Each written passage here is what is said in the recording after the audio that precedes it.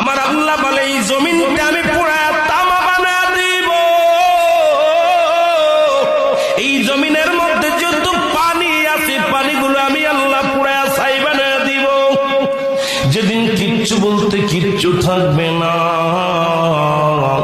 সেদিন থাকবে শুধু আমার আল্লাহ।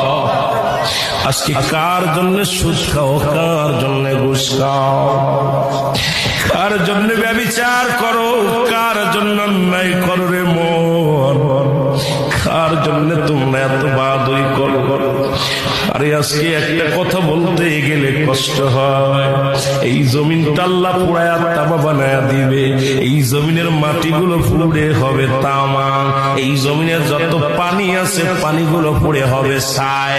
এই দুনিয়ার মধ্যে কিচ্ছু যেদিন থাকবে না, ওই তুরস্কের কত বাহাদুর, কত টাকাওয়ালা মিনিটের মধ্যে